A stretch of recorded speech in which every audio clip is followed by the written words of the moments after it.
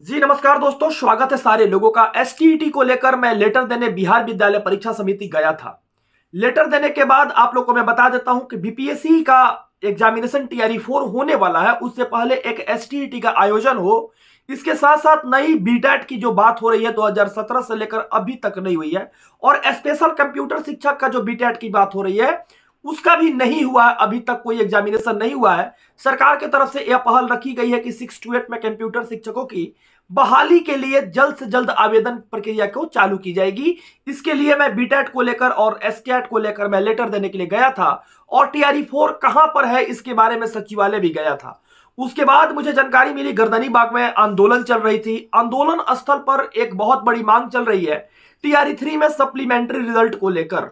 आपको यह बात पता होगा कि जितने सारे कोटिवार जो रिक्ति है, लगभग 21,000 रिक्ति को बचा लिया गया है और इसमें सप्लीमेंट्री रिजल्ट जारी नहीं किया गया। और बहुत ऐसे बच्चे हैं उनको यह बात कहा गया है कि मुझे जो शिक्षक मिले हैं वो पूर्ण रूप से योग्य शिक्षक नहीं मिले हैं, फिर भी 21,000 सीट बच गई है। जबकि टीआरई 1 टीआरई 2 में देखा जाए तो बहुत सारे सीटों पर रिजल्ट हुई थी और रिजल्ट होने के बाद सप्लीमेंट्री भी जारी किया गया था। और बहुत सारी बातें आप लोगों के लिए है। यह बातें केवल एक दिन के लिए ही नहीं बल्कि सारे लोगों के लिए यह बात कहना चाहूंगा कि जो लोग 2 नंबर 3 नंबर से छटे हुए हैं, जिनकी सप्लीमेंट्री में एक बहुत बड़ी मांग है कि नहीं हमारा जल्द से जल्द रिजल्ट आना चाहिए। तो गर्दनी बाग में मैं खुद आंदोलन स्थल पर जाकर बैठ गया, क्योंकि मैं वहां पर खुद को ऐसा नहीं महसूस किया कि मैं छात्र नहीं हूं। वहां पर मैं अपने आप को छात्र महसूस करके उस आंदोलन स्थल पर बैठकर सारे विद्यार्थियों के सपोर्ट में आकर सप्लीमेंट्री रिजल्ट के लिए जो डाटा तैयार किया जा रहा था उस डाटा को किस तरह से तैयार किया जाए इस प्रारूप को भी देखा। और वहां पे जो लोग बैठे हैं उनका पूर्ण रूप से समर्थन भी दिया। आप लोगों को मैं यह बात बता देता हूं कि इस वीडियो के माध्यम से पहले आप लोग देख रहे होंगे जो वीडियो बगल में चल रही है, इस वीडियो में आपको हर एक जो डाटा है इस डाटा के बारे में समझा रहे थे कि आगे किस तरह से सप्लीमेंट्री रिजल्ट जारी होगी। क्योंकि बीते दिन आपने देखा होगा इस बात को कि बीपीएससी के द्वारा यह एक लेटर जारी कर दिया है कि अगर शिक्षा विभाग चाहेगी, शिक्षा विभाग अगर मुझे कहती है कि नहीं मुझे और शिक्षकों की जरूरत है, तब बीपीएससी सप्लीमेंट्री रिजल्ट जारी करेगी। अगर शिक्षा विभाग नहीं कहती है तो सप्लीमेंट्री रिजल्ट जारी नहीं होगा। लेकिन इस मांग को लेकर बच्चे जो है बहुत परेशान है, कहते हैं कि बीपीएससी का कोई गलती नहीं है, बीपीएससी नोटिस निकाल दी है। लेकिन शिक्षा विभाग को लगातार ये लोग लेटर दे रहे हैं और एस सिद्धार्थ सर को चिट्ठी लिख रहे हैं, मेल कर रहे हैं। अपने स्तर से इन लोग रात दिन एक करके आंदोलन भी कर रहे हैं।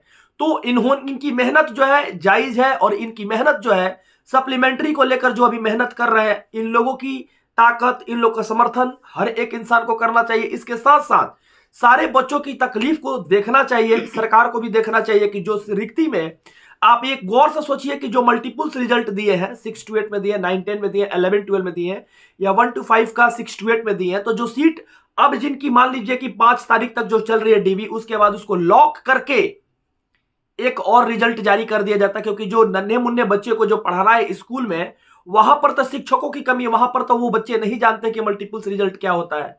तो सरकार के लोग जो है केवल वैकेंसी गिनाने के लिए बैठे हैं। हम बार बार कहते हैं इस बात को लेकर कि 3 वैकेंसी आई, तीनों वैकेंसी में आप लोग जैसे 2005 में कितने शिक्षक थे, आप एक 2005 से सॉरी बीपीएससी बहाली 2023 में जो आई थी, अगस्त 2023 में इसका एग्जामिनेशन हुआ था, स्टार्ट हुआ था।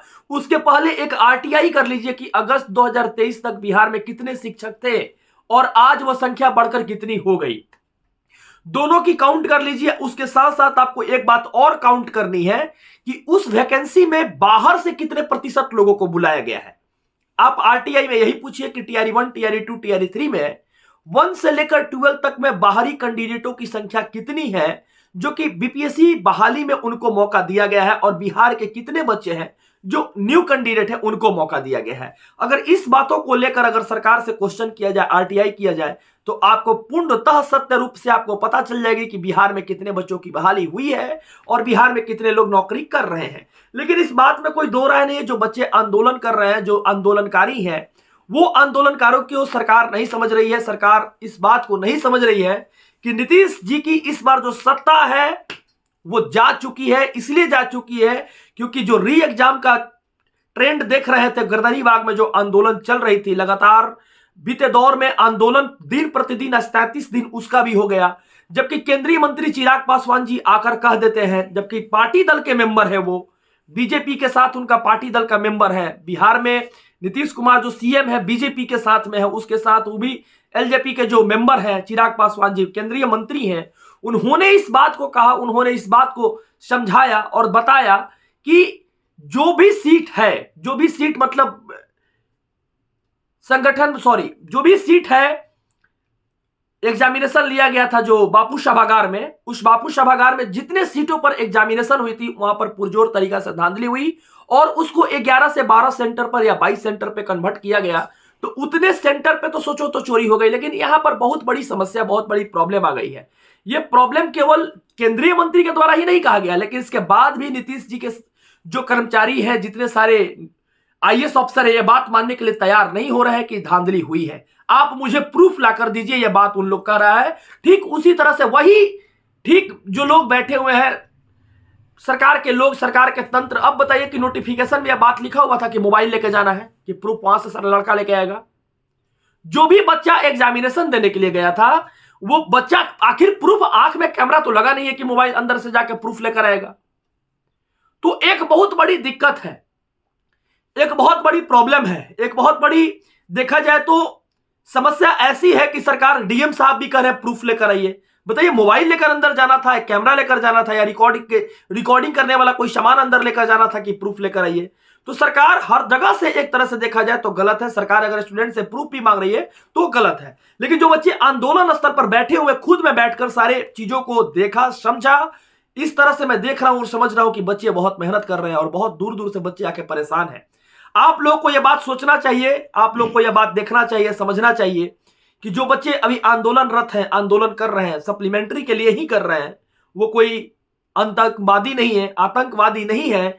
जो बच्चे आंदोलन कर रहे हैं इतने ठंड के मौसम में, पटना में अभी स्थिति बहुत खराब है, बहुत ठंड हवा चल रही है और खुला है चारों तरफ से गर्दनी बांका क्षेत्र, नाली के किनारे बैठकर आंदोलन करना बहुत मुश्किल होता है बच्चों के लिए। इसके साथ साथ आपको मैं ये भी कहूंगा कि वो बच्चे उस दौर से गुजर रहे हैं कि क्या कहा जाए। बहुत सारे बच्चों के आंखों में जो परेशानी है, जो अंदर ही अंदर जो संकट उनके अंदर नजर आ रही कि मेरा जिंदगी क्या होगा, उसमें भी कुछ लोग ऐसे हैं जो बहुत दूर दूर से आए हैं और इस आस में आए हैं कि सप्लीमेंट्री रिजल्ट उनको मिल जाए।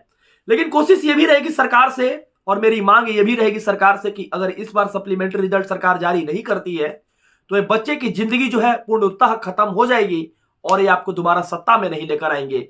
और इस सत्ता में अगर आपको आना है, सोचना है, समझना है, तो आपको इस बात को सोचना होगा कि आप इन बच्चों को रोड पर मत रखिए, इन बच्चों को स्कूल के उन बोर्ड पर भेजिए ताकि अपना कंधा लगाकर उस समाज को भी डेवलप करें, उन नन्हे मुन्ने बच्चों को आगे बढ़ाने के लिए खड़ा हो, उन नन्हे मुन्ने बच्चों को आगे मार्ग प्रशस्त करने के लिए एक नया तरीका ढूंढे ताकि उनका डेवलपमेंट हो, समाज की एक नया सोच बने, समाज के लिए एक नया समर्थन बने।